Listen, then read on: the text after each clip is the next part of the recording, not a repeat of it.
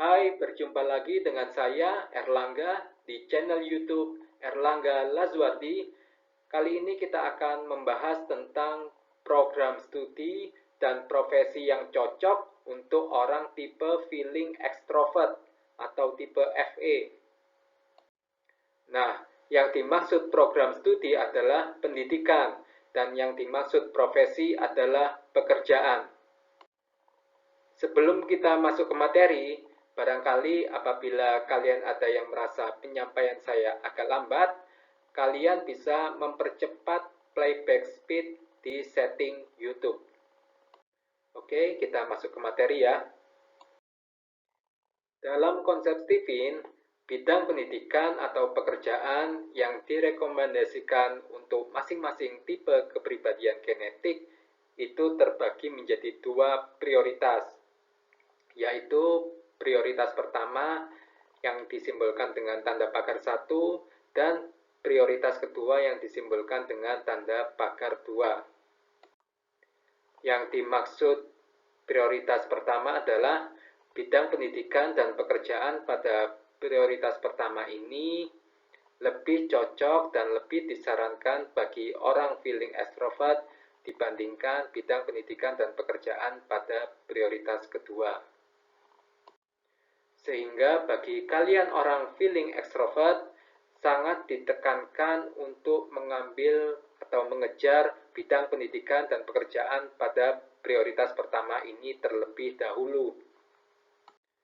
Baru apabila prioritas pertama ini tidak terkejar, mungkin karena suatu masalah yang tidak bisa kita hindari, maka kalian sebagai orang feeling extrovert baru dibolehkan untuk mengambil bidang pendidikan dan pekerjaan pada prioritas kedua.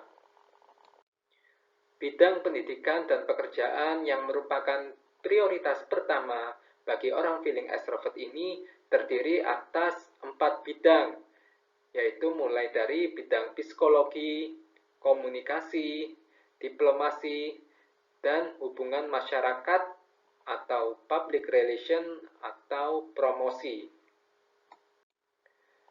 Prioritas pertama yang terdiri atas 4 bidang ini sangat disarankan bagi orang feeling extrovert karena sesuai dengan bakat, potensi, dan kepribadian orang feeling extrovert. Bidang psikologi karena kepribadian feeling extrovert itu adalah listener, pendengar yang baik, empatik, peka atau pandai memahami perasaan, dan guiding atau membimbing. Bidang komunikasi karena kepribadian orang feeling extrovert itu adalah komunikatif atau aktif berbicara atau banyak omong. Bidang diplomasi karena kepribadian orang feeling extrovert itu terutama persuasif atau mampu membujuk dan guiding atau membimbing. Kemudian bidang keempat yaitu hubungan masyarakat atau public relation atau promosi karena bakat orang feeling extrovert itu yaitu sosial, bagus dalam berhubungan dengan orang lain, dan kepribadiannya adalah persuasif, yaitu mampu membujuk orang. Baik, ini tadi adalah 4 bidang pendidikan dan pekerjaan yang merupakan prioritas pertama bagi orang feeling extrovert.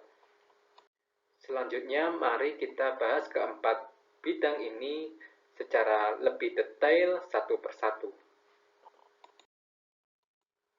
Yang pertama adalah bidang psikologi. Orang feeling extrovert cocok di bidang psikologi karena kepribadian mereka adalah listener atau pendengar yang baik. Seorang psikolog harus mampu mendengar curahan hati pasiennya dalam waktu yang lama. Selain itu, feeling extrovert juga memiliki kepribadian empatik, yaitu pandai memahami perasaan orang lain. Dan seorang psikolog juga dituntut untuk peka terhadap perasaan pasiennya. Dan feeling extrovert juga memiliki kepribadian guiding atau membimbing. Seorang psikolog harus mampu membimbing pasiennya untuk menghadapi problem mereka. Di sini disebutkan beberapa contoh program studi dan profesi di bidang psikologi. Meskipun demikian, program studi dan profesi di psikologi tidak hanya terbatas pada contoh ini. Di sini saya hanya menyebutkan sedikit contoh untuk memberikan gambaran. Contoh program studinya adalah psikologi dengan profesinya adalah psikolog. Kemudian program studi atau jurusan lain yang bisa diambil yaitu bimbingan konseling atau bimbingan penyuluhan Islam atau nama lainnya bimbingan konseling Islam. Dengan profesinya adalah konselor. Sebagai tambahan wawasan, perlu diketahui bahwa psikolog dan psikiater adalah dua profesi yang berbeda. Kalau psikolog, maka program studi sarjananya adalah psikologi. Sedangkan kalau psikiater, maka program studi sarjananya adalah kedokteran atau pendidikan dokter, yang kemudian lanjut ke spesialis kedokteran jiwa.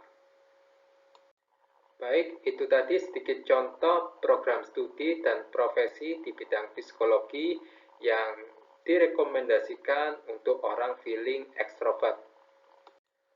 Selanjutnya kita masuk ke bidang kedua. Bidang kedua yaitu komunikasi.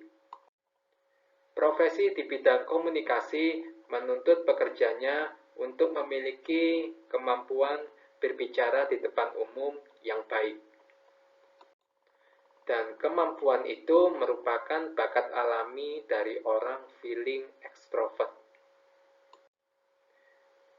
Adapun contoh program studi dan profesi di bidang komunikasi diantaranya yaitu ilmu komunikasi atau komunikasi dan penyiaran Islam atau penyuluhan dan komunikasi pertanian.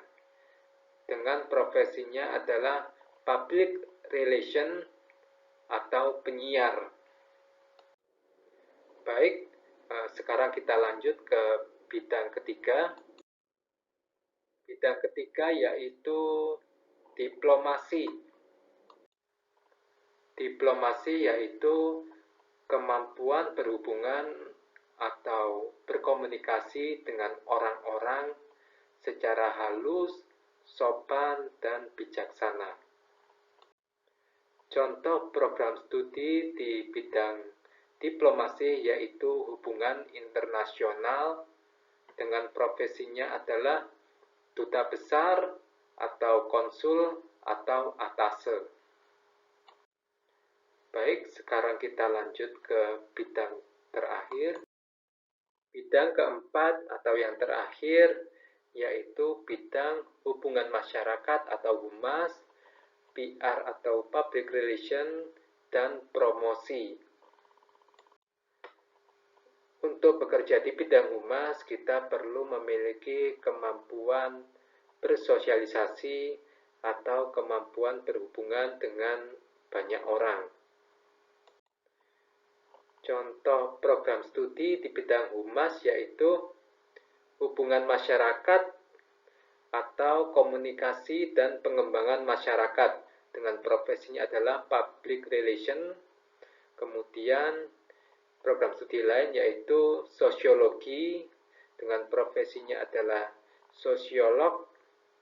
Kemudian program studi promosi kesehatan, dengan profesinya adalah promotor. Baik, itu tadi kita sudah membahas keempat bidang pendidikan dan profesi atau pekerjaan yang merupakan prioritas pertama bagi orang feeling extrovert. Sekarang waktunya kita bahas prioritas kedua. Perlu ditekankan sekali lagi bahwa prioritas kedua ini baru boleh diambil apabila kita ternyata tidak mampu untuk mendapatkan bidang pendidikan dan pekerjaan pada prioritas pertama. Bidang pendidikan dan pekerjaan yang merupakan prioritas kedua bagi orang feeling extrovert terdiri atas 4 bidang, yaitu bidang politik, kepemerintahan, hukum, dan kesenian. Di video ini, saya tidak akan membahas keempat bidang ini secara mendetail, karena sebenarnya keempat bidang ini yang merupakan prioritas kedua bagi orang feeling extrovert sebenarnya merupakan prioritas pertama bagi orang feeling introvert, dan berlaku sebaliknya. Jadi, apabila kalian ingin memahami keempat bidang ini secara mendetail, kalian bisa menyimak detailnya, penjelasan detailnya di video Feeling Introvert. Baik, sekarang kita sudah membahas prioritas pertama dan prioritas kedua bagi orang feeling extrovert. Demikian penjelasan di video kali ini. Terima kasih telah menyimak video saya ini. Jangan lupa subscribe channel YouTube ini, Erlangga Lazuardi. Apabila kalian membutuhkan informasi seputar tes TV, misalnya lokasi tes yang paling dekat dari rumah di mana, silakan hubungi saya melalui WhatsApp di nomor saya ini. Semoga video ini bermanfaat. Sampai jumpa di video selanjutnya. Terima kasih.